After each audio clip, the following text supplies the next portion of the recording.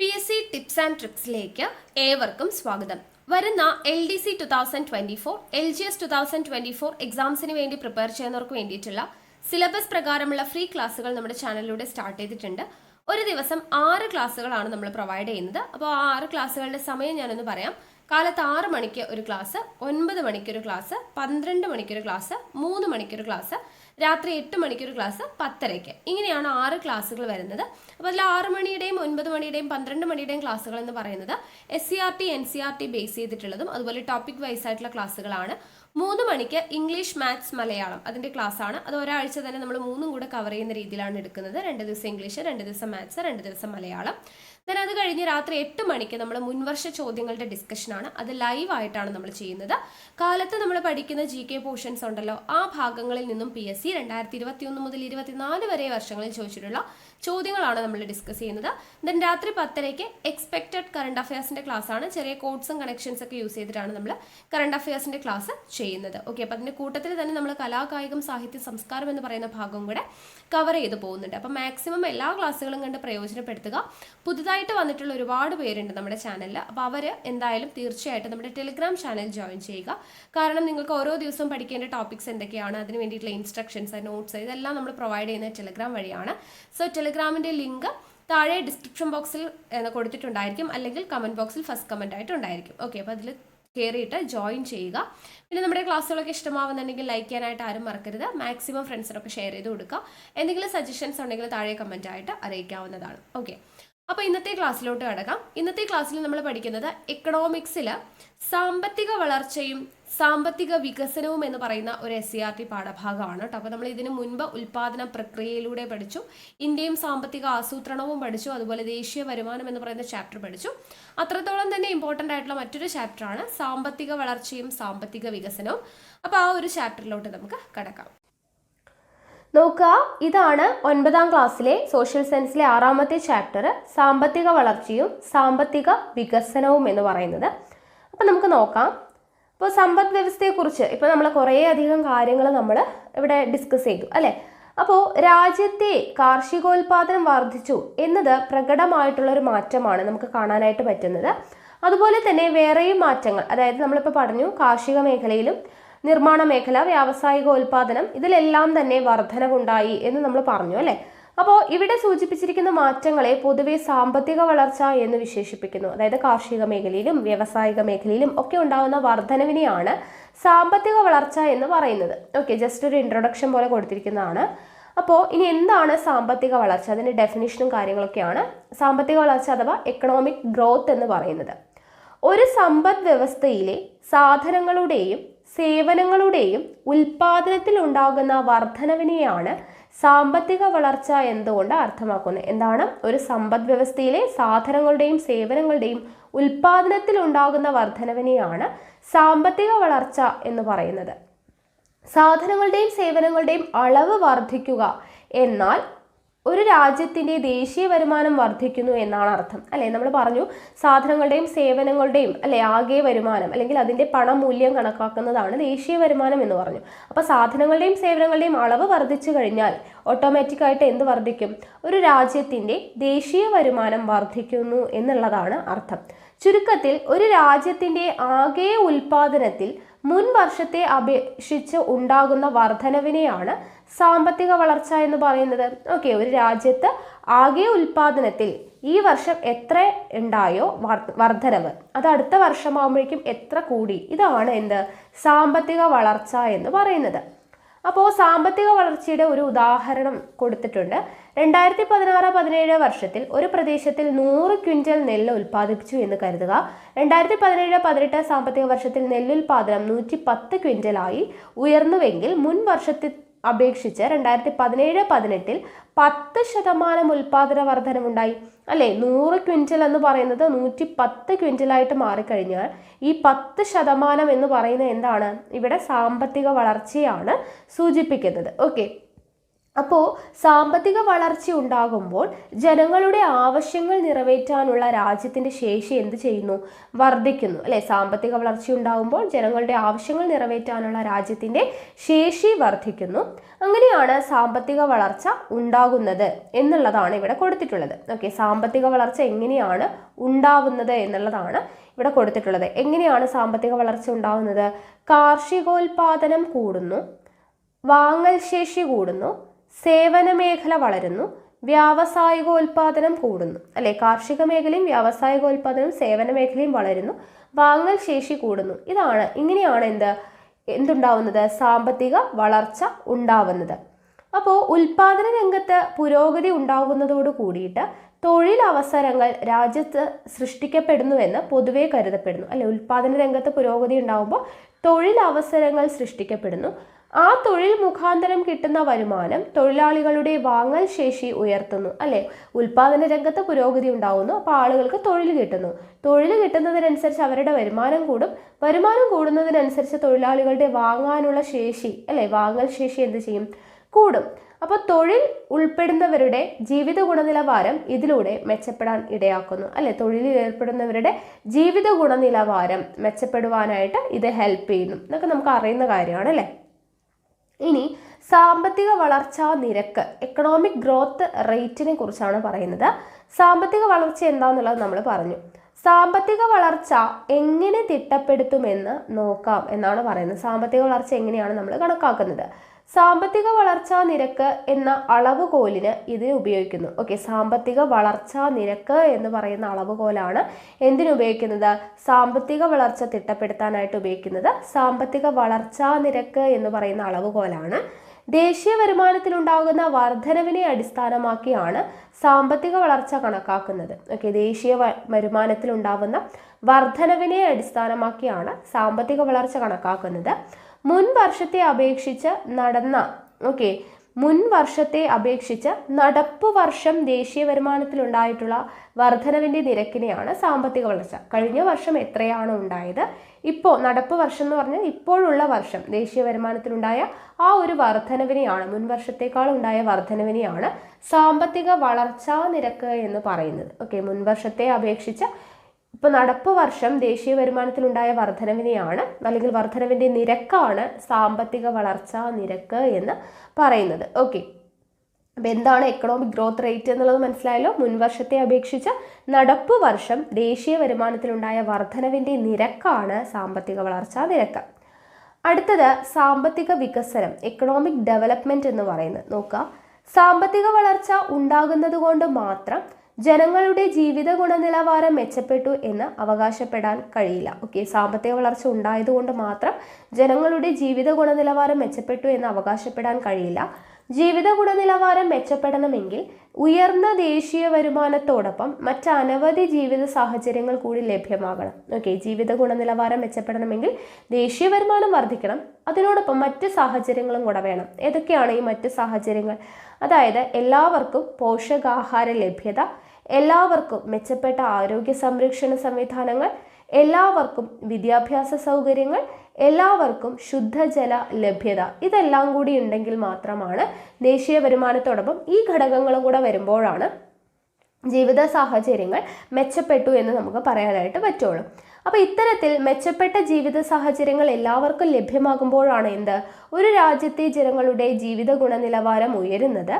സാമ്പത്തിക വളർച്ചയ്ക്കൊപ്പം ജീവിത ഗുണനിലവാരം കൂടി ഉയരുമ്പോഴാണ് സാമ്പത്തിക വികസനം ഉണ്ടാവുന്നത്. എക്കണോമിക് ഡെവലപ്മെൻറ്റ് ഉണ്ടാവണമെങ്കിൽ എക്കണോമിക് ഗ്രോത്ത് വേണം, അതിനോടൊപ്പം നമ്മൾ ഈ പറഞ്ഞ ജീവിത ഗുണനിലവാരം കൂടി ഉയരണം. ഓക്കെ, ഇപ്പോൾ ഈ പറഞ്ഞ ഘടകങ്ങളും കൂടെ വേണം. എല്ലാവർക്കും പോഷകാഹാര ലഭ്യത, എല്ലാവർക്കും മെച്ചപ്പെട്ട ആരോഗ്യ സംരക്ഷണ സംവിധാനങ്ങൾ, എല്ലാവർക്കും വിദ്യാഭ്യാസ സൗകര്യങ്ങൾ, എല്ലാവർക്കും ശുദ്ധജല ലഭ്യത, ഇങ്ങനെയുള്ള അടിസ്ഥാനമായിട്ടുള്ള ആവശ്യങ്ങളും കൂടെ ഉയരുമ്പോഴാണ് ഈ ജീവിത ഗുണനിലവാരം കൂടെ എന്തിൻ്റെ കൂടെ വളരണം? എക്കണോമിക് ഗ്രോത്തിൻ്റെ കൂടെ, സാമ്പത്തിക വളർച്ചയോടൊപ്പം ഉണ്ടായാലാണ് എക്കണോമിക് ഡെവലപ്മെൻറ്റ് ഉണ്ടാവുന്നത്, സാമ്പത്തിക വികസനം ഉണ്ടാവുന്നത്. ഓക്കെ, രാജ്യം സാമ്പത്തിക വളർച്ച നേടുകയും രാജ്യത്തെ എല്ലാവർക്കും അതിൻ്റെ ഗുണഫലം അനുഭവിക്കാൻ കഴിയുകയും ചെയ്യുമ്പോഴാണ് ആ രാജ്യം സാമ്പത്തിക വികസനം കൈവരിച്ചു എന്ന് പറയുന്നത്. ഓക്കെ, ഒരു രാജ്യം സാമ്പത്തിക വളർച്ച, എക്കണോമിക് ഗ്രോത്ത് നേടണം, കൂടാതെ അവിടെ എല്ലാവർക്കും അതിൻ്റെ ഗുണഫലം അനുഭവിക്കാനും കൂടെ കഴിഞ്ഞാൽ മാത്രമേ ഒരു രാജ്യം എക്കണോമിക് ഡെവലപ്മെൻറ്റ്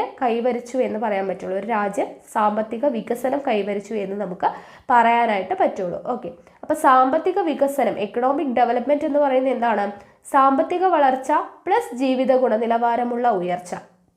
ഓക്കെ, സാമ്പത്തിക വികസനം കാണാനായിട്ട് സാമ്പത്തിക വളർച്ച വേണം. എക്കണോമിക് ഗ്രോത്ത് പ്ലസ് ജീവിത ഗുണനിലവാരത്തിലുള്ള ഉയർച്ചയും കൂടെ ചേരുമ്പോഴാണ് എക്കണോമിക് ഡെവലപ്മെൻറ്റ് ആവുന്നത്. ഓക്കെ, ഇനി ഇവിടെ നോക്കുക, വികസന സൂചികകൾ, ഡെവലപ്മെൻറ്റ് ഇൻഡെക്സ്. ഓക്കെ, അപ്പോൾ വികസന സൂചികകൾ, ഡെവലപ്മെൻറ്റ് ഇൻഡെക്സസ് എന്ന് പറയുന്നത് നോക്കുക, ലോകരാജ്യങ്ങളെ വികസിത രാജ്യങ്ങളെന്നും വികസ്വര രാജ്യങ്ങളെന്നും തരംതിരിക്കാറുണ്ട്. ഓക്കെ, ലോകരാജ്യങ്ങളെ നമുക്കറിയാം വികസിത രാജ്യങ്ങളും ഉണ്ട്, വികസ്വര രാജ്യങ്ങളും ഉണ്ട്. അപ്പോൾ എന്തിൻ്റെ അടിസ്ഥാനത്തിലാണ് ഈ തരംതിരിവ് നടത്തുന്നത്? ഒരു രാജ്യത്തെ വികസന രാജ്യമായും അല്ലെങ്കിൽ മറ്റൊരു രാജ്യത്തെ വികസ്വര രാജ്യമായിട്ടും തരംതിരിക്കുന്നത് എന്ത് അടിസ്ഥാനത്തിലാണ്? അതായത് ഒരു രാജ്യം വികസിച്ചു എന്ന് എങ്ങനെയാണ് കണക്കാക്കുന്നത്? സാമ്പത്തിക വികസനം കണക്കാക്കാനും വിലയിരുത്തുവാനും പൊതുവെ അംഗീകരിക്കപ്പെട്ടിട്ടുള്ള ചില സൂചികകളുണ്ട്. ഓക്കെ, പ്രധാന വികസന സൂചികകളാണ്. അതായത് ഈ സൂചികകൾ നോക്കിയിട്ടാണ് ഒരു രാജ്യം വികസിതമാണോ വികസ്വരമാണോ എന്ന് തീരുമാനിക്കുന്നത്. അതാണ് വികസന സൂചികകൾ അല്ലെങ്കിൽ ഡെവലപ്മെൻറ്റ് ഇൻഡെക്സസ് എന്ന് പറയുന്നത്. അപ്പോൾ ചില വികസന സൂചികകളാണ് ഇവിടെ കൊടുത്തിട്ടുള്ളത്. 1 പ്രതിശീർഷ വരുമാനം, 2 ഭൗതിക ജീവിത ഗുണനിലവാര സൂചിക, 3 മാനവ വികസന സൂചിക, 4 മാനവ സന്തോഷ സൂചിക. ഓക്കെ, വളരെയധികം ഇമ്പോർട്ടൻ്റ് ആണ്. പ്രതിശീർഷ വരുമാനം, ഭൗതിക ജീവിത ഗുണനിലവാര സൂചിക, മാനവ വികസന സൂചിക, മാനവ സന്തോഷ സൂചിക.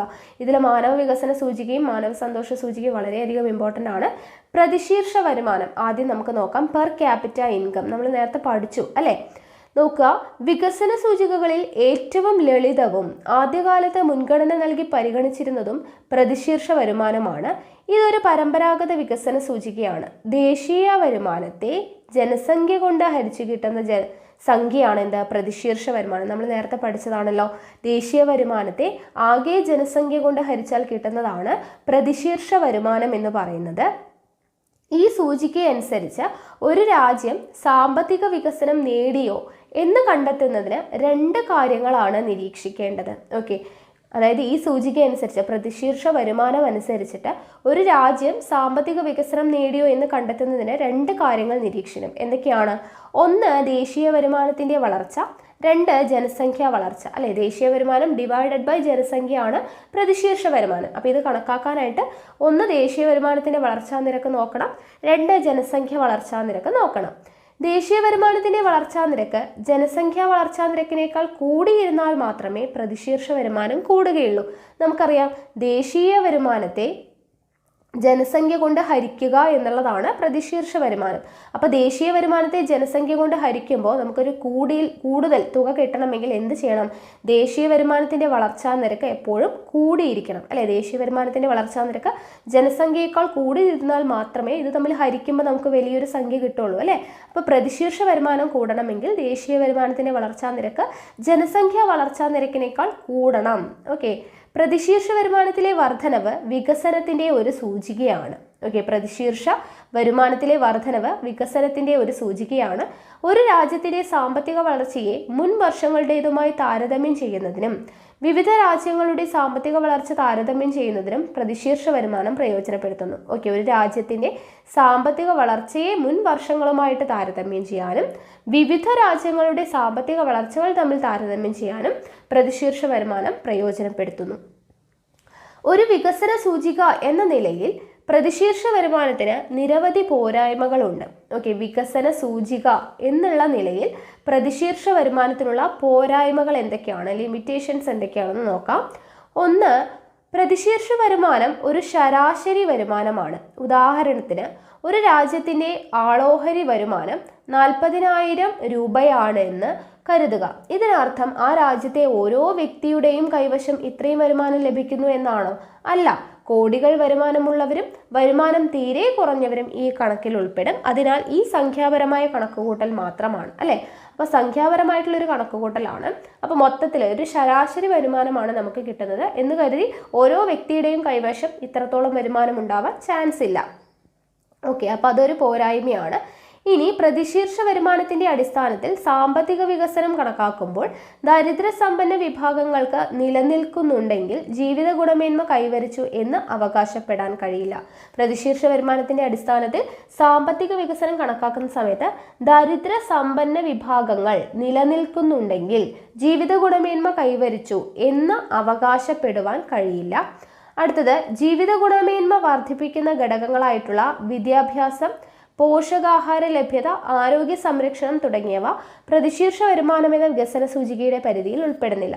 ജീവിത ഗുണമേന്മ വർദ്ധിക്കുന്ന ഘടകങ്ങളായിട്ടുള്ള വിദ്യാഭ്യാസം, പോഷകാഹാര ലഭ്യത, ആരോഗ്യ സംരക്ഷണം, ഇതൊന്നും നമ്മൾ പ്രതിശീർഷ വരുമാനം കണക്കാക്കുമ്പോൾ വരുമോ? ഇല്ല. അവിടെ മൊത്തത്തിൽ ഒരു ശരാശരി വരുമാനമാണ് അല്ലെ, ദേശീയ വരുമാനത്തെ ജനസംഖ്യയെ കൊണ്ട് ഡിവൈഡ് ചെയ്ത് കിട്ടുന്നതാണ് പ്രതിശീർഷ വരുമാനം. അപ്പോൾ അവിടെ ജീവിത ഗുണമേന്മ വർദ്ധിച്ചിട്ടുണ്ടോ എന്നുള്ള കാര്യങ്ങളൊന്നും അവിടെ വരുന്നില്ല. അടുത്തത്, സാമ്പത്തിക വളർച്ചയ്ക്കപ്പുറം അതിൻ്റെ തുല്യമായിട്ടുള്ള വിതരണവും അതുവഴി ഉണ്ടാകുന്ന സാമൂഹിക ക്ഷേമവും ഈ വികസന സൂചിക പരിഗണിക്കുന്നില്ല. മൊത്തത്തിൽ പറഞ്ഞാൽ ഇതൊരു ശരാശരി വരുമാനം കണക്കാക്കുന്ന ഒരു രീതിയാണ്. അപ്പോൾ അതുകൊണ്ട് തന്നെ അവിടെ എന്താണ്, സാമൂഹിക ക്ഷേമം കണക്കാക്കുന്നില്ല, ജീവിത ഗുണമേന്മ വർദ്ധിപ്പിക്കുന്ന ഘടകങ്ങൾ അവിടെ വരുന്നില്ല.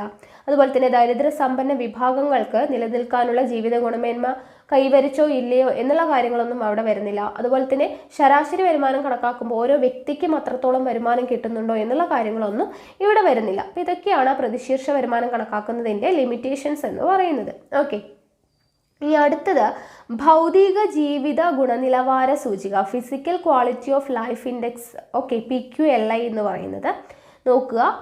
ഒരു വികസന സൂചിക എന്ന നിലയിൽ പ്രതിശീർഷ വരുമാനത്തേക്കാൾ കുറച്ചുകൂടി ശാസ്ത്രീയമായിട്ടുള്ള ഒരു സൂചികയുടെ അനിവാര്യത ഉയർന്നു. നമ്മളിപ്പോൾ പറഞ്ഞ ലിമിറ്റേഷൻസ് ഒക്കെ കൊണ്ട് തന്നെ പ്രതിശീർഷ വരുമാനത്തെക്കാളും കുറച്ചുകൂടെ ഡെവലപ്പ് ചെയ്തിട്ടുള്ള, കുറച്ചുകൂടെ ബെറ്റർ ആയിട്ടുള്ള ഒരു സൂചിക ആവശ്യമായിട്ട് വന്നു. തൽഫലമായി 1979 വർഷം ഓർത്തിരിക്കുക, 1979 ഭൗതിക ജീവിത ഗുണനിലവാര സൂചിക PQLI പ്രയോഗത്തിൽ വന്നു.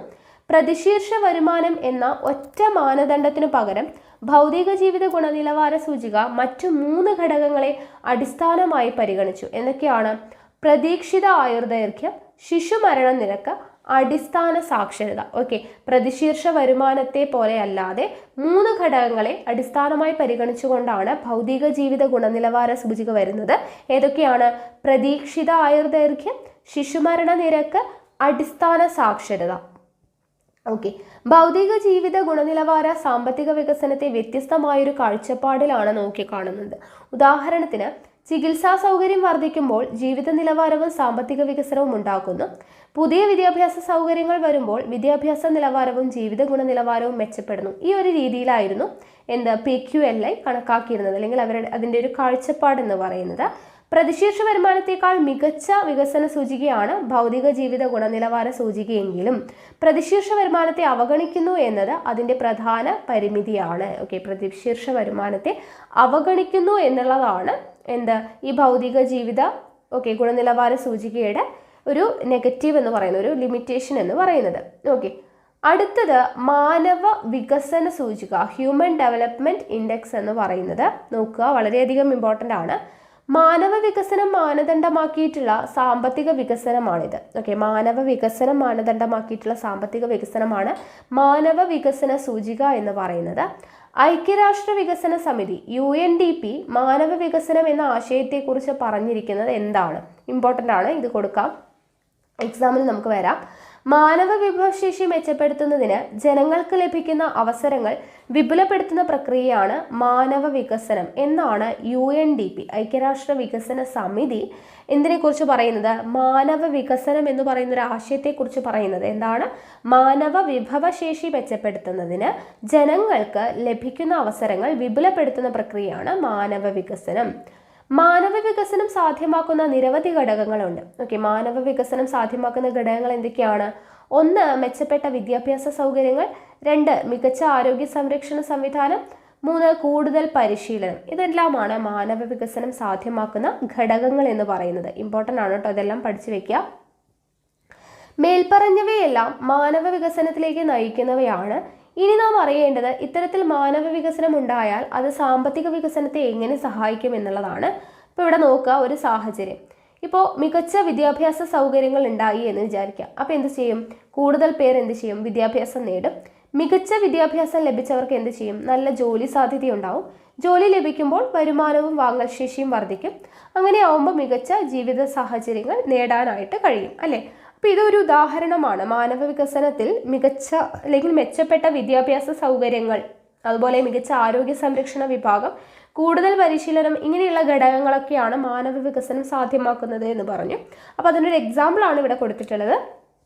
മികച്ച വിദ്യാഭ്യാസ സൗകര്യങ്ങൾ ഉണ്ടായാൽ കൂടുതൽ പേർക്ക് വിദ്യാഭ്യാസം നേടാം. മികച്ച വിദ്യാഭ്യാസം നേടിക്കഴിഞ്ഞാൽ ജോലി സാധ്യതയുണ്ട്. ജോലി കിട്ടിക്കഴിഞ്ഞാൽ വരുമാനവും വാങ്ങൽ ശേഷിയും വർദ്ധിക്കുന്നു. അങ്ങനെ വരുമാനം കൂടുമ്പോൾ ജീവിത സാഹചര്യങ്ങൾ നേടാൻ കഴിയുന്നു എന്നുള്ളതാണ്. ഓക്കെ, ഇനി മാനവ വികസന സൂചിക തയ്യാറാക്കുന്നത് 3 പ്രധാന ഘടകങ്ങൾ അടിസ്ഥാനപ്പെടുത്തിയാണ്. ഓക്കെ, മാനവ വികസന സൂചിക തയ്യാറാക്കുന്നത് 3 പ്രധാന ഘടകങ്ങൾ അടിസ്ഥാനപ്പെടുത്തിയാണ്. ഏതൊക്കെയാണ്? പ്രതിശീർഷ വരുമാനം, സാക്ഷരതയും മൊത്ത സ്കൂൾ പ്രവേശന നിരക്കും, ആയുർദൈർഘ്യം. ഓക്കെ, ഈ 3 ഘടകങ്ങളെ ആസ്പദമാക്കിയാണ് മാനവ വികസന സൂചിക തയ്യാറാക്കുന്നത്. ഏതൊക്കെയാണ്? പ്രതിശീർഷ വരുമാനം, സാക്ഷരതയും മൊത്ത സ്കൂൾ പ്രവേശന നിരക്കും, ആയുർദൈർഘ്യം എന്നീ ഘടകങ്ങളാണ്. മാനവ വികസന സൂചികയുടെ മൂല്യം 0-നും 1-നും ഇടയിലാണ്. ഇത് ഇമ്പോർട്ടൻ്റ് ആണ്. മാനവ വികസന സൂചികയുടെ മൂല്യം എത്രയാണ്? 0-നും 1-നും ഇടയിലാണ്. 0 ഒട്ടും വികസനമില്ലായ്മയെ സൂചിപ്പിക്കുമ്പോൾ 1 ഏറ്റവും ഉയർന്ന വികസനത്തെ പ്രതിനിധീകരിക്കുന്നു. ഓക്കെ, 0 എന്ന് പറയുന്നത് ഒട്ടും വികസനമില്ലായ്മയെയും 1 എന്ന് പറയുന്നത് ഏറ്റവും ഉയർന്ന വികസനത്തെയുമാണ് സൂചിപ്പിക്കുന്നത്. സൂചികയുടെ മധ്യത്തിൻ്റെ അടിസ്ഥാനത്തിൽ ലോകരാഷ്ട്രങ്ങളെ 4 വിഭാഗങ്ങളായിട്ട് തിരിക്കാറുണ്ട്. ഏതൊക്കെയാണ് നോക്കുക? 4 വിഭാഗമായിട്ടാണ് തിരിച്ചിട്ടുള്ളത്. അപ്പോൾ 0.8 മുതൽ 1.0 വരെയാണ് HDI മൂല്യം എന്ന് പറഞ്ഞു കഴിഞ്ഞാൽ അത് വളരെ ഉയർന്ന മാനവ വികസനത്തിലും, 0.7 മുതൽ 0.799 വരെയാണെങ്കിൽ അത് ഉയർന്ന മാനവ വികസനത്തിലും, 0.550 മുതൽ 0.699 വരെയാണെങ്കിൽ ഇടത്തരം മാനവ വികസനം, 0.550 താഴെയാണെങ്കിൽ താഴ്ന്ന മാനവ വികസനം. ഓക്കെ, ഇതൊന്ന് ജസ്റ്റ് നോക്കി വെച്ചേക്കാം കേട്ടോ.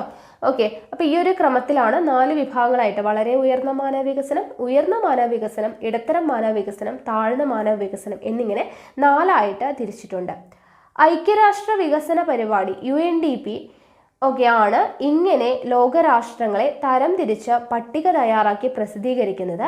1990 മുതൽ ഓരോ വർഷവും UNDP മാനവ വികസന റിപ്പോർട്ട് പ്രസിദ്ധീകരിച്ചു വന്നു. എപ്പോൾ മുതലാണ്? 1990 മുതലാണ് ഓരോ വർഷവും UNDP മാനവ വികസന റിപ്പോർട്ട് പ്രസിദ്ധീകരിക്കുന്നത്. ഓക്കെ, അപ്പോൾ അത്രയും മനസ്സിലായല്ലോ. ഇനി മാനവ വികസന സൂചികയുടെ പൂരകമായി ഐക്യരാഷ്ട്ര സംഘടന വികസിപ്പിച്ചെടുത്ത മറ്റൊരു സൂചികയാണ് മാനവ ദാരിദ്ര്യ സൂചിക. മാനവ വികസന സൂചികയുടെ പൂരകമായിട്ട് ഐക്യരാഷ്ട്ര സംഘടന വികസിപ്പിച്ചെടുത്ത മറ്റൊരു സൂചികയാണ് മാനവ ദാരിദ്ര്യ സൂചിക. 1997 ഇതിൻ്റെ ആദ്യ റിപ്പോർട്ട് പ്രസിദ്ധീകരിച്ചത്. മാനവ ദാരിദ്ര്യ സൂചികയുടെ ആദ്യ റിപ്പോർട്ട് പ്രസിദ്ധീകരിച്ചത് 1997. 3 ഘടകങ്ങളെ അടിസ്ഥാനമാക്കിയാണ് മാനവ ദാരിദ്ര്യ സൂചിക തയ്യാറാക്കുന്നത്. ഏതൊക്കെയാണ്? സുദീർഘവും ആരോഗ്യകരമായിട്ടുള്ള ജീവിതം, അറിവ്, അന്തസ്സുറ്റ ജീവിത നിലവാരം. ഈ ഘടകങ്ങൾ നോക്കിയിട്ടാണ് മാനവ ദാരിദ്ര്യ സൂചിക തയ്യാറാക്കുന്നത്. അതൊന്ന് ജസ്റ്റ് ഓർത്തിരിക്കുക. ഓക്കെ, അപ്പോൾ മാനവ വികസന സൂചിക മനസ്സിലായി. ഇനി അടുത്തത് ഹാപ്പിനെസ് ഇൻഡെക്സ്, മാനവ സന്തോഷ സൂചിക. ഓക്കെ, മേൽപ്പറഞ്ഞ വികസന സൂചികകൾക്ക് പുറമെ ഐക്യരാഷ്ട്ര സംഘടന അംഗീകാരം നൽകിയ പുതിയൊരു വികസന സൂചികയാണ് മാനവ സന്തോഷ സൂചിക. ഭൂട്ടാൻ വികസിപ്പിച്ച ഈ സൂചികയ്ക്ക്, അപ്പോൾ ഭൂട്ടാനാണ് മാനവ സന്തോഷ സൂചിക വികസിപ്പിച്ചത്. ഏത് രാജ്യമാണ്? ഭൂട്ടാനാണ്. ഓക്കെ, ഭൂട്ടാനാണ് എന്ത് വികസിപ്പിച്ചെടുത്തത്? മാനവ സന്തോഷ സൂചിക വികസിപ്പിച്ചെടുത്തത്. ഭൂട്ടാൻ വികസിപ്പിച്ച ഈ സൂചികയ്ക്ക് ഐക്യരാഷ്ട്ര സംഘടന അംഗീകാരം നൽകുകയാണ് ഉണ്ടായത്. 9 സൂചകങ്ങളാണ് ആനന്ദ സൂചിക കണ്ടുപിടിക്കുന്നതിന് പരിഗണിക്കുന്നത്. ആനന്ദ സൂചിക ഓർ മാനവ സന്തോഷ സൂചിക കണ്ടുപിടിക്കുന്നതിനുള്ള 9 സൂചകങ്ങൾ ഏതൊക്കെയാണ്? ആരോഗ്യം, ജീവിത നിലവാരം, പ്രകൃതിയുടെയും ജൈവ വൈവിധ്യത്തിൻ്റെയും സംരക്ഷണം, സാമൂഹിക ജീവിതവും അയൽപക്ക ബന്ധവും, അഴിമതിരഹിത ഭരണം, സാംസ്കാരിക വൈവിധ്യം, വിദ്യാഭ്യാസം, സമയത്തിന്റെ ഫലപ്രദമായ ഉപയോഗം, മാനസികാരോഗ്യം. ഇത് ഇമ്പോർട്ടൻ്റ് ആണ്. മാനവ സന്തോഷ സൂചിക കണക്കാക്കുന്നതിനുള്ള ഘടകങ്ങൾ ഏതൊക്കെയാണ്? ആരോഗ്യം, ജീവിത നിലവാരം, പ്രകൃതിയുടെയും ജൈവ വൈവിധ്യത്തിൻ്റെയും സംരക്ഷണം, സാമൂഹിക ജീവിതവും അയൽപക്ക ബന്ധവും, അഴിമതിരഹിത ഭരണം, സാംസ്കാരിക വൈവിധ്യം, വിദ്യാഭ്യാസം, സമയത്തിന്റെ ഫലപ്രദമായ ഉപയോഗം, മാനസികാരോഗ്യം. 2018 മാനവ സന്തോഷ സൂചിക അനുസരിച്ച് ലോകരാഷ്ട്രങ്ങളുടെ ഇടയിൽ ഇന്ത്യയുടെ സ്ഥാനം 133 2018 മാനവ സന്തോഷ സൂചിക അനുസരിച്ച് ലോകരാഷ്ട്രങ്ങളുടെ ഇടയിൽ ഇന്ത്യയുടെ സ്ഥാനം എത്രയാണ്? 133 2018 കാര്യമാണ് പറയുന്നത്. ഫിൻലൻഡ്, നോർവേ, ഡെൻമാർക്ക് എന്നീ രാജ്യങ്ങളാണ് ആദ്യ 3 സ്ഥാനങ്ങളിൽ ഉണ്ടായിരുന്നത്. Finland, Norway, Denmark. സാമ്പത്തിക വളർച്ചയും സാമ്പത്തിക വികസനവും പരസ്പരം ബന്ധപ്പെട്ടവയാണെന്നും എന്നാൽ അവ തമ്മിൽ പ്രകടമായ വ്യത്യാസങ്ങൾ ഉണ്ടെന്നും മനസ്സിലായല്ലോ അല്ലെ. സാമ്പത്തിക വളർച്ചയും സാമ്പത്തിക വികസനവും തമ്മിൽ നല്ല വ്യത്യാസമുണ്ടെന്നും നമ്മൾ പഠിച്ചു. അപ്പോൾ ഇതിലുള്ള വ്യത്യാസമാണ് ഇവിടെ കൊടുത്തിട്ടുള്ളത്. സാമ്പത്തിക വളർച്ച എന്ന് പറയുമ്പോൾ ഉൽപാദനത്തിലും വരുമാനത്തിലുമുള്ള വർധനവ്, ദേശീയ വരുമാനത്തിലെ വളർച്ചയാണ് അളവുകോൽ. സാമ്പത്തിക വളർച്ച സംഖ്യാപരമായി സൂചിപ്പിക്കുന്നു. സാമ്പത്തിക ഘടകങ്ങൾക്ക് മാത്രം ഊന്നൽ നൽകുന്നു. വളർച്ച ഹ്രസ്വ കാലയളവിൽ സംഭവിക്കുന്നതാണ്. ഓക്കെ, അപ്പോൾ അതിൻ്റെ എല്ലാം ഓപ്പോസിറ്റ് ആയിരിക്കും സാമ്പത്തിക വികസനം. ഉൽപാദനത്തിനും വരുമാനത്തിനുമുള്ള വർധനവാണ് സാമ്പത്തിക വളർച്ച. പക്ഷെ സാമ്പത്തിക വികസനം എന്താണ്? ജീവിത നിലവാരത്തിൽ ഉണ്ടാകുന്ന ഉയർച്ചയാണ് അല്ലെ. ജീവിത ഗുണനിലവാരത്തിൽ ഉണ്ടാകുന്ന ഉയർച്ചയാണ് സാമ്പത്തിക വികസനം എന്ന് പറയുന്നത്. ഇനി സാമ്പത്തിക വളർച്ചയിൽ എന്താണ് പറഞ്ഞത്? ദേശീയ വരുമാനത്തിലെ വളർച്ചയാണ് അളവുകോൽ എന്ന് പറഞ്ഞു. സാമ്പത്തിക വികസനത്തിൽ എന്താണ്? ഭൗതിക ജീവിത ഗുണനിലവാര സൂചിക, മാനവ വികസന സൂചിക എന്നിവയാണ് അളവുകോലാക്കിയിട്ട് മാറ്റുന്നത് അല്ലെ. നമ്മളിപ്പോൾ പറഞ്ഞ സൂചികകൾ ആണ് അളവുകോൽ എന്ന് പറയുന്നത്. സാമ്പത്തിക വളർച്ചയിലാണെങ്കിലോ ദേശീയ വരുമാനത്തിലെ വളർച്ചയാണ് അളവുകോൽ. ഇനി സാമ്പത്തിക വളർച്ച സംഖ്യാപരമായിട്ടാണ് സൂചിപ്പിക്കുന്നത് അല്ലെ. ഇവിടെ എന്താണ്? സാമ്പത്തിക വികസനം എന്ന് പറയുന്നത് ഗുണപരമായ മാറ്റമാണ് സൂചിപ്പിക്കുന്നത്. സാമ്പത്തിക വളർച്ച സംഖ്യാപരമാണെങ്കിൽ സാമ്പത്തിക വികസനം ഗുണപരമായ മാറ്റമാണ് സൂചിപ്പിക്കുന്നത്. സാമ്പത്തിക ഘടകങ്ങൾക്ക് മാത്രം ഊന്നൽ നൽകുന്നതാണ് സാമ്പത്തിക വളർച്ച. പക്ഷെ സാമ്പത്തിക വികസനം എന്താണ്?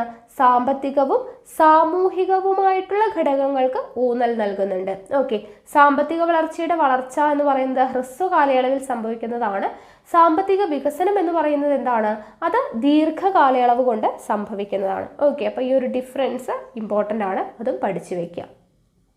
ഇനി ഇന്ത്യയിൽ വികസനം നേരിടുന്ന വെല്ലുവിളികളാണ് പഠിക്കാനുള്ളത്. ഇന്ത്യയിലെ വികസനം നിരവധി വെല്ലുവിളികൾ നേരിടുന്നുണ്ട്. അതിൽ ഏറ്റവും പ്രധാനമാണ് ദാരിദ്ര്യം. ഓക്കെ, ഇന്ത്യയിൽ വികസനം നേരിടുന്ന പ്രധാന വെല്ലുവിളികളിൽ ഒന്നാണ് ദാരിദ്ര്യം എന്ന് പറയുന്നത്. പ്ലാനിംഗ് കമ്മീഷന് വേണ്ടി രംഗരാജൻ പാനൽ തയ്യാറാക്കിയ കണക്ക് പ്രകാരം ഇന്ത്യയിൽ 2011-12 29.5% ആളുകൾ ദരിദ്രരാണ്. ഓക്കെ, പ്ലാനിംഗ് കമ്മീഷന് വേണ്ടിയിട്ട് രംഗരാജൻ പാനൽ തയ്യാറാക്കിയിട്ടുള്ള കണക്ക് പ്രകാരം ഇന്ത്യയിൽ 2011-12 കാലയളവിൽ 29.5% ആളുകൾ എന്താണ്? ദരിദ്രരാണ്. ദാരിദ്ര്യത്തെ കൂടാതെ നിരക്ഷരത, പോഷകാഹാരക്കുറവ്, കടുത്ത സാമ്പത്തിക സമത്വങ്ങൾ, പട്ടിണി മരണം, തൊഴിലില്ലായ്മ എന്നീ പ്രശ്നങ്ങൾ വികസിത രാജ്യങ്ങളിൽ നിലനിൽക്കുന്നുണ്ട്. തൊഴിലില്ലായ്മയാണ് ഇന്ത്യ നേരിടുന്ന മറ്റൊരു വെല്ലുവിളി. ഓക്കെ, ഒന്നാമത്തെ എന്താണ് വെല്ലുവിളി എന്ന് പറയുന്നത്? ഇന്ത്യയിൽ വികസനം നേരിടുന്ന വെല്ലുവിളികളിൽ ഒന്നാമത്തേത് ദാരിദ്ര്യം, 2 തൊഴിലില്ലായ്മ. ഓക്കെ, കഴിഞ്ഞ 20 വർഷത്തിലധികമായി കാണുന്ന ഒരു പ്രവണത നമുക്ക് സാമ്പത്തിക വളർച്ച 8 മുതൽ 9% വരെ ഉണ്ടെങ്കിലും തൊഴിലിൻ്റെ വളർച്ചാ നിരക്ക് 1% അതിൽ താഴെയോ എന്നതാണ്. സാമ്പത്തിക വളർച്ച പുതിയ തൊഴിലവസരങ്ങൾ ഉണ്ടാക്കുന്നില്ല എന്നുള്ളതാണ് അതിനർത്ഥം. അപ്പോൾ നമ്മുടെ വികസനം നേരിടുന്ന മറ്റൊരു പ്രശ്നമാണ് അസമത്വം എന്ന് പറയുന്നത്, ഇനിക്വാലിറ്റി എന്ന് പറയുന്നത്. അസമത്വം 3 തരത്തിലുണ്ട്. സമ്പത്തിലുള്ള അസമത്വം, വരുമാനത്തിലുള്ള അസമത്വം, ഭൂപ്രദേശങ്ങൾ തമ്മിലുള്ള അസമത്വം. ഓക്കെ, അസമത്വം 3 തരത്തിലാണുള്ളത്. സമ്പത്തിലുള്ള അസമത്വം, വരുമാനത്തിലുള്ള അസമത്വം, ഭൂപ്രദേശങ്ങൾ തമ്മിലുള്ള അസമത്വം. ഈ 3 തരത്തിലുള്ള അസമത്വങ്ങളിൽ ഇന്ത്യയിൽ വളരെ രൂക്ഷമാണ്. ഓക്കെ, ഈ 3 അസമത്വങ്ങളും ഇന്ത്യയിൽ എന്താണ്? വളരെ രൂക്ഷമാണ്. രാജ്യത്തിൻ്റെ മൊത്തം സമ്പത്തിലും രാജ്യത്ത് ലഭ്യമായ വരുമാനത്തിലും ജനങ്ങൾക്കുള്ള പങ്കിൻ്റെ അടിസ്ഥാനത്തിലാണ് യഥാക്രമം സമ്പത്തിലുള്ള അസമത്വവും വരുമാനത്തിലുള്ള അസമത്വവും കണക്കാക്കുന്നത്. ഭൂപ്രദേശങ്ങൾ തമ്മിലുള്ള അസമത്വമാണ് മൂന്നാമത്തേത്. ഉദാഹരണത്തിന് മഹാനഗരങ്ങളിലെ ഭൂരിഭാഗം ആളുകൾക്ക് തൊഴിൽ, നല്ല ആശുപത്രികൾ, റോഡ്, ശുദ്ധമായ കുടിവെള്ള സൗകര്യം, യാത്രാ സൗകര്യം, സ്കൂളുകൾ, കോളേജുകൾ എന്നിവ ലഭ്യമാണ്. പക്ഷേ ബീഹാർ, ഉത്തർപ്രദേശ്, ഒഡീഷ തുടങ്ങിയ സംസ്ഥാനങ്ങളുടെ ചില ഗ്രാമപ്രദേശങ്ങളിൽ ഇത്തരം സൗകര്യങ്ങൾ വളരെ അപര്യാപ്തമാണ്. അവിടെ പട്ടിണി മരണം, തൊഴിലില്ലായ്മ, റോഡുകളുടെയും വാർത്താവിനിമയ സൗകര്യങ്ങളുടെയും അപര്യാപ്തത എന്നിവ നിലനിൽക്കുന്നു. ഇങ്ങനെ ചില പ്രദേശങ്ങൾ വികസനത്തിൽ മുൻപന്തിയും ചില പ്രദേശങ്ങൾ പിന്നോക്കവും നിൽക്കുന്ന അവസ്ഥയാണ് പ്രാദേശികമായ അസന്തുലിതാവസ്ഥ എന്നതുകൊണ്ട് അർത്ഥമാക്കുന്നത്. ഓക്കെ. അപ്പോൾ ഇന്ത്യയിൽ വികസനം നേരിടുന്ന വെല്ലുവിളികളിൽ ഒന്നാമത്തേത് ദാരിദ്ര്യം, രണ്ടാമത്തേത് തൊഴിലില്ലായ്മ, മൂന്നാമത്തേത് എന്താണ്? അസമത്വം. ഓക്കെ, അത് പഠിച്ചു വെക്കുക. ഇനി ഇവിടെ നോക്കുക, ഇന്ത്യയിൽ ദാരിദ്ര്യം നാം കണക്കാക്കുന്നത് എങ്ങനെയാണ്? കലോറിയുടെ അടിസ്ഥാനത്തിലാണ്. ദാരിദ്ര്യം കണക്കാക്കുന്നത് എങ്ങനെയാണ്? കലോറിയുടെ അടിസ്ഥാനത്തിലാണ്. ഗ്രാമപ്രദേശത്ത് ദിവസം 2400 കലോറി ഊർജം പ്രദാനം ചെയ്യാൻ കഴിയുന്ന ആഹാരം ലഭിക്കാനുള്ള വരുമാനമില്ലെങ്കിൽ ഒരു വ്യക്തി എന്താണ്? ദാരിദ്ര്യത്തിലാണ്. അപ്പോൾ ഒരു വ്യക്തി ദാരിദ്ര്യത്തിലാണ് എന്ന് പറയുന്നത് എന്താണ്? ഒരു ഗ്രാമപ്രദേശത്ത് ദിവസം 2400 കലോറി ഊർജം പ്രദാനം ചെയ്യാൻ കഴിയുന്ന ആഹാരം ലഭിക്കാനുള്ള വരുമാനമില്ലെങ്കിൽ ആ വ്യക്തി എന്താണ്? ദാരിദ്ര്യത്തിലാണ്. നഗരപ്രദേശത്തിലാണെങ്കിൽ 2100 കലോറിയാണിത്. ഇന്ത്യയിലെ ഉത്തർപ്രദേശ്, ബീഹാർ, ഉത്തരാഖണ്ഡ്, ഛത്തീസ്ഗഡ്, ഒഡീഷ എന്നീ സംസ്ഥാനങ്ങളിൽ 35% കൂടുതൽ ജനങ്ങൾ ദാരിദ്ര്യത്തിലാണ്. അത് ജസ്റ്റ് ഒന്ന് മനസ്സിലാക്കി വയ്ക്കുക. കലോറിയാണ് ദാരിദ്ര്യം അളക്കുന്നതിനുള്ളത് എന്നുള്ളത് മനസ്സിലാക്കി വയ്ക്കുക. ഓക്കെ. ഇനി അടുത്തത് സുസ്ഥിര വികസനം, സസ്റ്റൈനബിൾ ഡെവലപ്മെന്റ് എന്ന് പറയുന്നത്. ഏതൊരു സമ്പദ് വ്യവസ്ഥയുടെയും മുഖ്യ ലക്ഷ്യം സാമ്പത്തിക വികസനമാണ്. നമ്മൾ പറഞ്ഞല്ലേ, ഏതൊരു സമ്പദ് വ്യവസ്ഥ എടുത്താലും അതിൻ്റെ മുഖ്യ ലക്ഷ്യം എന്തായിരിക്കും? സാമ്പത്തിക വികസനമായിരിക്കും. സാമ്പത്തിക വികസനത്തിലൂടെ നിരവധി മാറ്റങ്ങളാണ് നമുക്ക് ചുറ്റും ഉണ്ടാവുന്നത്. എന്തൊക്കെയാണ്? മികച്ച ഗതാഗത സൗകര്യങ്ങൾ ഉണ്ടാവുന്നു, നഗരവൽക്കരണം ത്വരിതപ്പെടുത്തുന്നു, വ്യവസായശാലകളുടെ എണ്ണം വർദ്ധിക്കുന്നു, അല്ലേ? അപ്പോൾ സാമ്പത്തിക വികസനത്തിലൂടെ ഉണ്ടാകുന്ന മാറ്റങ്ങൾ എന്തൊക്കെയാണ്? മികച്ച ഗതാഗത സൗകര്യം, നഗരവൽക്കരണം, വ്യവസായശാലകളുടെ എണ്ണം വർദ്ധിക്കുന്നു. ഇതെല്ലാം ഉണ്ടാകുന്ന മാറ്റങ്ങളാണ്. ഇത്തരം മാറ്റങ്ങൾ മനുഷ്യ ജീവിതത്തിന്റെ ഗുണനിലവാരവും രാജ്യങ്ങളുടെ സാമ്പത്തിക സ്ഥിതിയും മെച്ചപ്പെടുത്തും എന്ന കാര്യത്തിൽ സംശയമില്ല. എന്നാൽ മനുഷ്യന്റെ അനിയന്ത്രിതമായിട്ടുള്ള ത്വര അടങ്ങുന്നില്ല. അത് വിഭവങ്ങൾ അമിതമായി ചൂഷണം ചെയ്യുന്നതിലേക്കും പ്രകൃതിയെ നശിപ്പിക്കുന്നതിലേക്കും മനുഷ്യനെ കൊണ്ടുപോയി എത്തിക്കുന്നു. നഗരവൽക്കരണത്തിന്റെയും കൃഷിയുടെ വാണിജ്യവൽക്കരണത്തിന്റെയും എല്ലാം ഫലമായി ഉണ്ടാകുന്ന ചില പ്രശ്നങ്ങളാണ് ചിത്രത്തിൽ കൊടുത്തിട്ടുള്ളത്. ഇവിടെ കുറച്ച് ചിത്രങ്ങൾ കൊടുത്തിട്ടുണ്ട് അല്ലേ? മാലിന്യങ്ങൾ കുന്നുകൂട്ടിയിട്ടിരിക്കുന്നത്, വിഷം അല്ലെ കീടനാശിനികൾ അടിക്കുന്നത്, മണ്ണ് നികത്തുന്നത് എല്ലാം കൊടുത്തിട്ടുണ്ട്. അപ്പോൾ സാമ്പത്തിക വളർച്ച ലക്ഷ്യമിട്ട് മനുഷ്യൻ നടത്തുന്ന പ്രവർത്തനങ്ങൾ പലപ്പോഴും പ്രകൃതി വിഭവങ്ങളുടെ ശോഷണത്തിനും പരിസ്ഥിതി നാശത്തിനും ഇടയാക്കുന്നു. നമ്മുടെ നാട്ടിൽ പ്രതിദിനം ഉയരുന്ന കെട്ടിടങ്ങൾക്കും റോഡുകൾക്കും പാറകൾക്കും കുന്നുകളും ക്രമാതീതമായി നിരപ്പാക്കുമ്പോൾ അത് മനുഷ്യരുടെ ജനജീവിതത്തെയും പ്രാദേശിക കാലാവസ്ഥയെയും ദോഷകരമായി ബാധിക്കുന്നു. ഇത്തരം പ്രശ്നങ്ങൾ രാജ്യത്തിന്റെ സാമ്പത്തിക വളർച്ച സാധ്യമാക്കുമെങ്കിലും ഒരു വിഭാഗം ജനങ്ങളുടെ ജീവിതത്തിൽ പ്രശ്നങ്ങൾ സൃഷ്ടിക്കുന്നു. ഇതൊക്കെ നമുക്ക് അറിയുന്നതാണ് അല്ലേ? സാമ്പത്തിക വികസനത്തിന് വേണ്ടിയിട്ട് നമ്മൾ പല കാര്യങ്ങളും, റോഡുകളും കെട്ടിടങ്ങളും ഒക്കെ നിർമ്മിക്കുന്നതിൻ്റെ കൂട്ടത്തിൽ കുന്നുകളും വയലുകളും ഒക്കെ നികത്തുന്നു. അങ്ങനെയുള്ള കാര്യങ്ങളൊക്കെ ചെയ്യുന്ന സമയത്ത് നമ്മുടെ മനുഷ്യരുടെ ജീവിതത്തെയും നമ്മുടെ കാലാവസ്ഥയെയും എല്ലാം തന്നെ അത് ദോഷകരമായിട്ട് ബാധിക്കുന്നുണ്ട്. നമുക്ക് വേണ്ടത് മാനവ മുഖമുള്ള പരിസ്ഥിതിക്ക് ആഘാതം ഏൽപ്പിക്കാത്ത ഒരു വികസന സമീപനമാണ് അല്ലെ? പരിസ്ഥിതിക്ക് ആഘാതമൊന്നും ഏൽപ്പിക്കാത്ത വികസന സമീപനമാണ് നമുക്ക് ആവശ്യമായിട്ടുള്ളത്, അഥവാ സുസ്ഥിര വികസനം. ഓക്കെ, അപ്പോൾ സുസ്ഥിര വികസനം എന്നതുകൊണ്ട് ഉദ്ദേശിക്കുന്നത് എന്താണ്? അതായത് മാനവമുഖമുള്ള പരിസ്ഥിതിക്ക് ആഘാതം ഏൽപ്പിക്കാത്ത വികസന സമീപനമാണ് വേണ്ടത്. അപ്പോൾ അതിനെയാണ് സുസ്ഥിര വികസനം എന്ന് പറയുക. പ്രകൃതിക്കോ പരിസ്ഥിതിക്കോ ദോഷമില്ലാതെ വികസനം കൊണ്ടുവരിക എന്നുള്ളതാണ് സുസ്ഥിര വികസനം എന്നതുകൊണ്ട് ഉദ്ദേശിക്കുന്നത്. ഐക്യരാഷ്ട്ര സംഘടന നിയമിച്ച ബ്രണ്ട്ലാൻഡ് കമ്മീഷൻ സുസ്ഥിര വികസനത്തെ നിർവചിച്ചത് ഇപ്രകാരമാണ്. ഓക്കെ, ഏതാണ്? ബ്രണ്ട്ലാൻഡ് കമ്മീഷൻ എങ്ങനെയാണ് സുസ്ഥിര വികസനത്തെ നിർവചിച്ചത്? വരും തലമുറയ്ക്ക് അവരുടെ ആവശ്യങ്ങൾ നിറവേറ്റാനുള്ള കഴിവിൽ കുറവ് വരാതെ ഇന്നത്തെ തലമുറ അവരുടെ ആവശ്യങ്ങൾ നിറവേറ്റുന്ന സമീപനമാണ് സുസ്ഥിര വികസനം. ഓക്കെ, ബ്രണ്ട്ലാൻഡ് കമ്മീഷൻ പറഞ്ഞതാണ് വരും തലമുറയ്ക്ക് അവരുടെ ആവശ്യങ്ങൾ നിറവേറ്റാനുള്ള കഴിവിൽ കുറവ് വരാതെ ഇന്നത്തെ തലമുറ അവരുടെ ആവശ്യങ്ങൾ നിറവേറ്റുന്ന സമീപനമാണ് സുസ്ഥിര വികസനം. പ്രകൃതി വിഭവങ്ങൾ ഉപയോഗിക്കുന്നതിൽ സാമൂഹിക നീതി ഉറപ്പുവരുത്തുന്ന കാഴ്ചപ്പാടാണ് സുസ്ഥിര വികസനം എന്ന് പറയുന്നത്. പ്രകൃതി വിഭവങ്ങൾ ഒരു തലമുറയ്ക്ക് മാത്രം അനുഭവിക്കാനുള്ളതല്ല, വരും തലമുറയ്ക്ക് കൂടി അവകാശപ്പെട്ടതാണ് എന്ന കാഴ്ചപ്പാടാണ് സുസ്ഥിര വികസനത്തിന്റെ കാതൽ. ഓക്കെ, പ്രകൃതി വിഭവങ്ങൾ ഒരു തലമുറയ്ക്ക് മാത്രമല്ല, ഇനി വരുന്ന തലമുറയ്ക്കും കൂടെ അവകാശപ്പെട്ടതാണ് എന്നുള്ളൊരു കാഴ്ചപ്പാടാണ് സുസ്ഥിര വികസനത്തിന്റെ കാതൽ. സുസ്ഥിര വികസനത്തിന് 3 പ്രധാന ലക്ഷ്യങ്ങളുണ്ട്. ഓക്കെ, സുസ്ഥിര വികസനത്തിന് 3 പ്രധാന ലക്ഷ്യങ്ങൾ എന്തൊക്കെയാണ്? പാരിസ്ഥിതിക ലക്ഷ്യങ്ങൾ, സാമ്പത്തിക ലക്ഷ്യങ്ങൾ, സാമൂഹിക ലക്ഷ്യങ്ങൾ. ഓക്കെ, പാരിസ്ഥിതിക ലക്ഷ്യങ്ങൾ, സാമ്പത്തിക ലക്ഷ്യങ്ങൾ, സാമൂഹിക ലക്ഷ്യങ്ങൾ, ഇത് 3 പ്രധാനപ്പെട്ട ലക്ഷ്യങ്ങൾ സുസ്ഥിര വികസനത്തിൻ്റെ. നിങ്ങൾക്ക് ചുറ്റുമുള്ള പ്രകൃതിയെ നിരീക്ഷിക്കൂ. സുസ്ഥിര വികസനത്തിന് വിഘാതമാകുന്ന പ്രവർത്തനങ്ങൾ എന്തെല്ലാമാണ് എന്നുള്ളത് നമുക്കറിയുന്നതാണ്. വയൽ നികത്തൽ, അമിതമായിട്ടുള്ള രാസകീടനാശിനി പ്രയോഗം, ശുദ്ധജലം മലിനമാക്കലും പാഴാക്കലും, മണ്ണ് നികത്തൽ അല്ലേ, അങ്ങനെയുള്ള കാര്യങ്ങളൊക്കെ ഉണ്ട്. അപ്പോൾ മേൽ സൂചിപ്പിച്ചിട്ടുള്ള നടപടികൾ സുസ്ഥിര വികസനത്തിന് തടസ്സമാണ് അല്ലേ. നമ്മൾ ഈ പറയുന്ന വയൽ നികത്തലായാലും ശുദ്ധജലം പാഴാക്കലായാലും അങ്ങനെയുള്ള കാര്യങ്ങളൊക്കെ എന്താണ്, സുസ്ഥിര വികസനത്തിന് തടസ്സമാണ്. പ്രകൃതി വിഭവങ്ങൾ വരും തലമുറയ്ക്ക് കൂടി ലഭ്യമാകത്തക്ക വിധം സാമ്പത്തിക വികസനം സാധ്യമാക്കാൻ എന്നൊക്കെ നിർദ്ദേശങ്ങളാണ്. മഴവെള്ളം സംഭരിക്കുക അല്ലെ, വയൽ നികത്താതിരിക്കുക, അങ്ങനെ നമുക്ക് പറ്റുന്ന, അതായത് രാസകീടനാശിനിക്ക് പകരം ജൈവവളം ഉപയോഗിക്കുക, അങ്ങനെ കുറേ കാര്യങ്ങൾ നമുക്ക് ചെയ്യാനായിട്ട് പറ്റും. ഓക്കെ, അപ്പോൾ അതൊക്കെ നമുക്ക് അറിയുന്നതാണ്.